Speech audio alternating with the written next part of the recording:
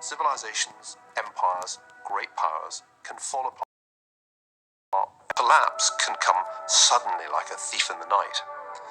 And we should be very wary of assuming that our civilization, the civilization of the early 21st century West, us by declining gradually. I think a lot of people who look at the United States and debate its decline, even the pessimistic ones, assume that this will take decades, and perhaps it will be a problem for their grandchildren. When people talk about Europe's problems, there's a tendency to say, well, then the slowdown in European growth mean that over time it will recede in its importance relative to the past. But that may be completely wrong. We may in fact find that Europe falls apart quite fast. Not only Europe in the sense of the European Union, but I mean Europe in the cultural sense, as the heir of centuries of what used to be called Christendom.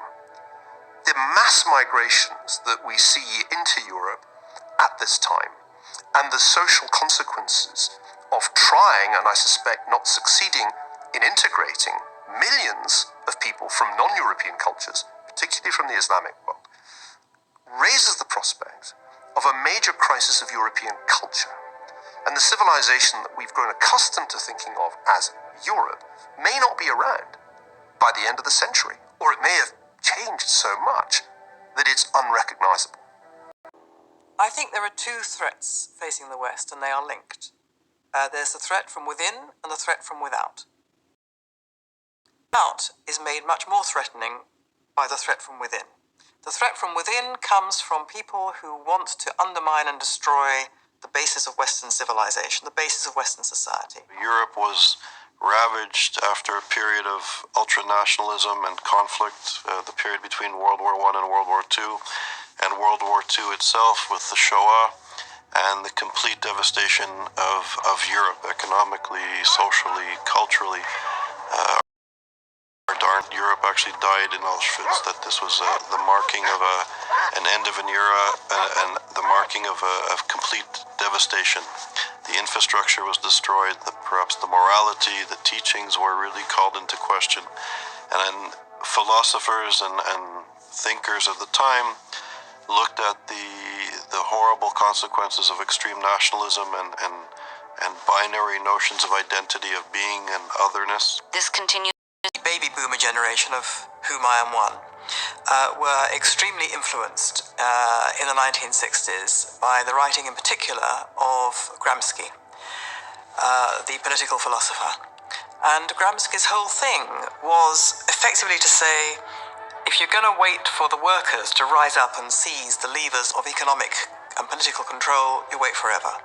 A much more effective and much smarter way of undermining and taking over Western society is to attack the citadels of the culture, the media, the universities, education, the law, the church, all the institutions of the culture. You infiltrate them and you undermine them from within, and you turn the mind of the West against itself.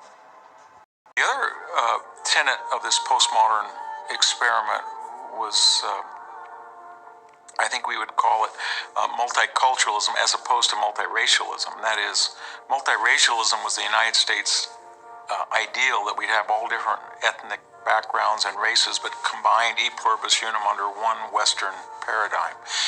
But with hyphenation or accented names or identity politics, the idea became, well, this common culture is not good because it was not perfect. It had slavery, it had sexism, it had racism.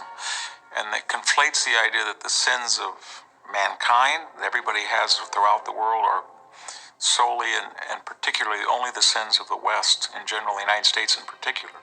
So we can't be good because we're not perfect, and therefore we're not going to stand for the national anthem, or we're going to suggest in our history classes that we're guilty of genocide. An obligation of free speech.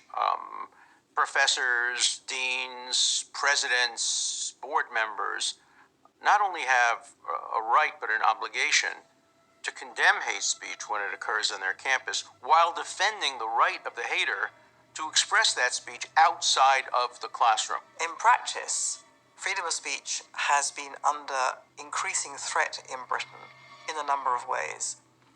First of all, hate speech has come in a big way.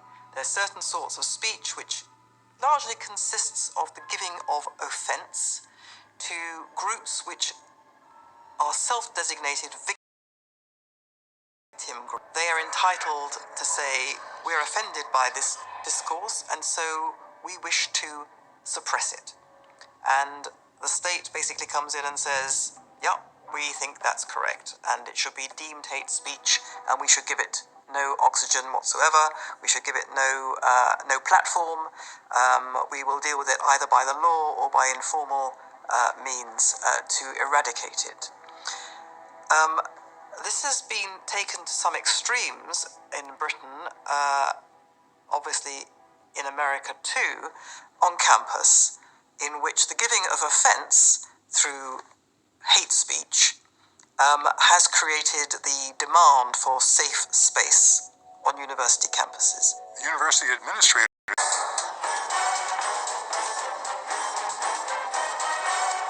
While Jews and Christians often don't recognize themselves in the other or what they share in common, people standing on the outside actually recognize it very well. So you have figures as diverse as Friedrich Nietzsche, the great sort of German philosopher and a father of postmodernism, and Sayyid Qutb, who was a Muslim thinker, intellectual, who was one of the intellectual founders of the Muslim Brotherhood, saying almost the exact same thing when they look at Jews and Christians.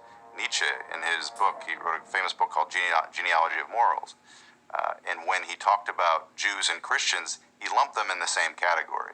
They are bringing this moral vision into the world that has clouded our thinking, says Nietzsche. They need to be opposed. That whole system Jews and Christians created needs to be undermined. Sayyid Qutb said almost the exact same thing, but from a Muslim perspective. He's saying Jews and Christians, or Jews and Crusaders, as he would call it, they share something that is inimical to our way of life as Muslims. And so you have these threats coming from two directions at least.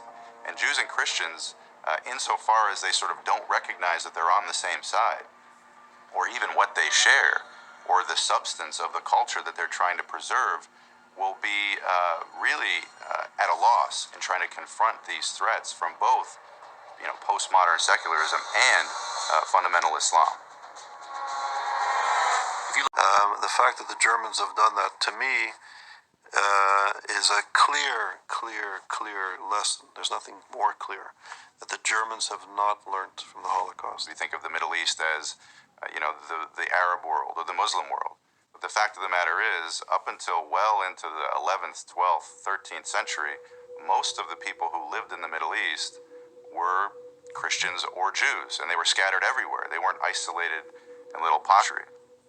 And subsequent centuries of really colonization of those societies resulted in this gradual process of really elimination of those ancient communities, of the indigenous Christians, of the indigenous Jewish communities, so that when the 20th century opens up, we have only about 10% of the region made up of these much smaller communities. And over the course of the 20th century, and coming into our own day, those communities have been made even smaller by persecution, by oppression, and really in our day, extreme violence that borders on genocide. And so these communities today are facing, not just sort of a story of persecution, it's a story of annihilation. They are on the brink of disappearing. The Jewish people have managed to survive because they've gone into their homeland and chosen to defend themselves. The Christians have not yet done that, and so they are being scattered, and many of them are being killed. In 20